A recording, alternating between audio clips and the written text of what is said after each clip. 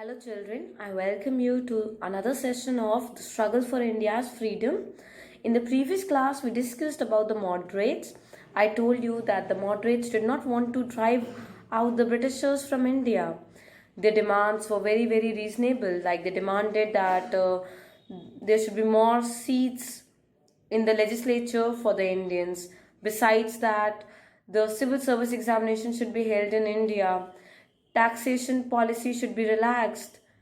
The Indian laborers who were taken abroad should be treated properly. Less of drain of wealth to Britain and military expenditure should be reduced by the Britishers. Primary education should be extended to one and all. So these were the very reasonable demands which were put forward by the moderates.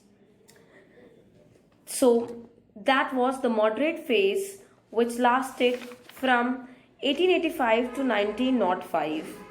Now we shall be discussing about the extremist phase which lasted from 1905 to 1915. 1915, because after 1915, there was a commencement of Gandhian phase when Gandhiji arrived India. Gandhiji arrived India in 1915. So before that, there was the phase of the extremists. The extremists were those people who believed in violence, they believed in aggression, they believed that India was self-reliant and there was no need of the Britishers to make India developed. Whenever we talk of extremists, the names that are always imprinted in our minds are Lal Bal Pal, Lala Lajpat Rai, Bal Gangadhar Tilak, then Bipin Chandra Pal. Besides this, Aurobindo Ghosh was another radical or extremist. They all believed in violence. They did not want the Britishers to rule India. Rather, they wanted to drive out the Britishers. They believed that India could be self-reliant. They believed in freedom, Poon Swaraj, that means complete independence. In fact, Bal Gangadhar Tilak quoted, "Freedom is my birthright and I shall have it." And their demands were much more radical, and so they are rightly known as radicals also. Now, if I talk of partition of Bengal, Bengal was a very important province. It was a huge province which consisted of West Bengal, Bihar, Odisha, now called Odisha. So, and it was a huge province where there was a wave of nationalism surging.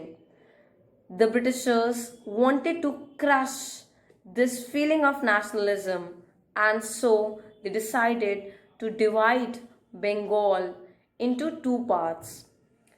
The reason that they stated for dissolving or for partitioning Bengal was that it was too big a province to be administered. However, the real motive was to crush the feeling of nationalism. And so, Lord Curzon declared that Bengal should be divided into two parts. East Bengal and Assam as one part, and the rest of Bengal, which included West Bengal, Bihar, and Odisha, as the other part. The people revolted against this. There was sense of disappointment, anger, and agitation. People revolted, they boycotted the foreign goods. Then the people started making the Swadeshi goods, the goods made in India. It led to the development of a movement called Atma Shakti or self-reliance. Liquor shops were picketed. Then a significant feature of this revolt was that there was huge participation of women and students.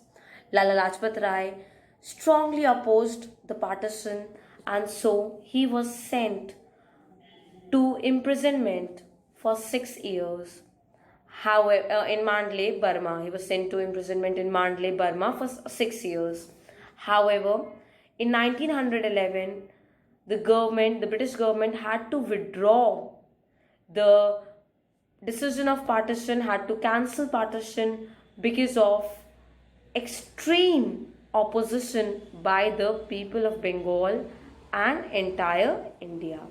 So this is about the partition of Bengal. Now let's read about the revolutionaries. Who were revolutionaries? Revolutionaries were basically those people who wanted to hide their identities. They believed in violence, they believed in killing, they believed in assassination, looting, murder, robbery, but they were truly nationalists. They were they were active in Bengal, Maharashtra, Punjab, and Tamil Nadu. So, if I talk of the first Revolutionary Act, it was held in 1897 by the Chapekar brothers, who assassinated the unpopular British officials at Pune. So, the first Revolutionary Act was by the Chapekar brothers, who assassinated the unpopular British officials at Pune in 1897. Then there had been various revolutionary newspapers like Yugantar. Yugantar said that force must be stopped by force. Since the Britishers used force, so they could be stopped by force only. Then there were other newspapers like there was Kal in Maharashtra. Then there was a Bengali newspaper, Yugantar, then Sandhya. These were prominent newspapers. These newspapers actually played a very important role in inducing the feeling of nationalism. Besides this, the revolutionaries formed secret societies. V.D. Savarkar formed a secret society called Abhinav Bharat. Then another important secret society was Anushilan Samiti. Then when we talk of revolutionaries, there is always discussion. Kakori Khan, Prafulla Chakki and Khudiram Bose were bold enough to loot a carriage of the British officials, and also they tried to assassinate an unpopular British judge, King Ford, who was there in the carriage, who occupied the carriage. So they wanted to loot the carriage so that they could finance their revolts against the Britishers, and they also wanted to assassinate the infamous, unpopular judge of Muzaffarpur called King Ford. Prafulla Chakki shot himself dead while Khudiram Bose was tried and then he was hanged. However, Kakori Khan is another important incident which discusses about the revolutionaries. The revolutionaries were not only confined to India, they formed secret societies elsewhere in the world, like in Canada, America. There was Gadar Party which was formed. Then if I talk of the revolutionaries were so bold that they attacked a viceroy. The name of the viceroy was Lord Hardinge, and he was riding an elephant in a procession, and the revolutionaries tried to injure him or kill him. However, he was just wounded and he was saved. Then this is about the revolutionaries. So far we have discussed about the extremists. I discussed about the partition of Bengal. Then we have discussed about the revolutionary newspapers like Yugantar, Sandhya, then Kal of Maharashtra. We discussed about the Kakori incident.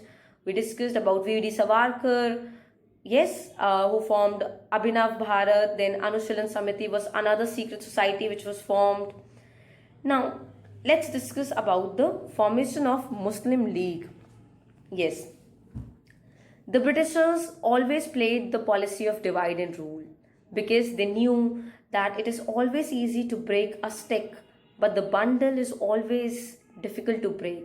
That means they knew that unity is strength, and if they wanted to rule India, they had to disunite the Indians. So they kept denying the ears of the Muslims. They told them that they were safe because of the British rule.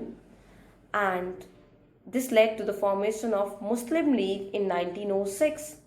And very unfortunate and very shocking, Muslim League supported the partition of Bengal, and they also demanded separate electorate for the Muslims.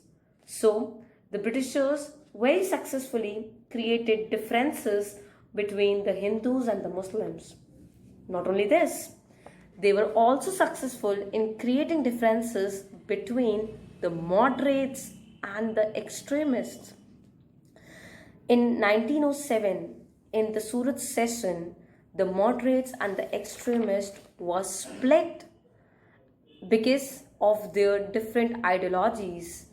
And of course, the British government was extremely happy because the extremists who were the danger to them walked out of the Congress party. Since the extremists walked out of the Congress party, they were extremely happy, and to add fuel to oil to create further differences, they came up with Morley Minto Reform of 1909. Morley Minto Reform of 1909 tried to please the moderates by promising increase in the number of seats or the elected members in the Imperial Legislative Council and the Provincial Council. See, increasing the number of members in the Provincial Council or in the Legislative Council did no good to the Indians because they were just the puppets. The real power lied with the real power lay with the Britishers only. So there was no point giving, more seats in the council. So it was just a step to make the Indians a rubber stamp in their hands, or to make the Indians a puppet in their hands. It was just for the name's sake. With this, I wind up and request all of you to go through the contents. Today we have discussed about the role of the extremists. Then we have discussed about the partition of Bengal. I discussed about the rise of revolutionaries, the revolutionary newspapers, formation of Muslim League, and then we discussed about the Surat session. With this, I wind up and request all of you to take very good care of yourselves and keep studying. Your exams are fast approaching. Thank you and have a great day ahead.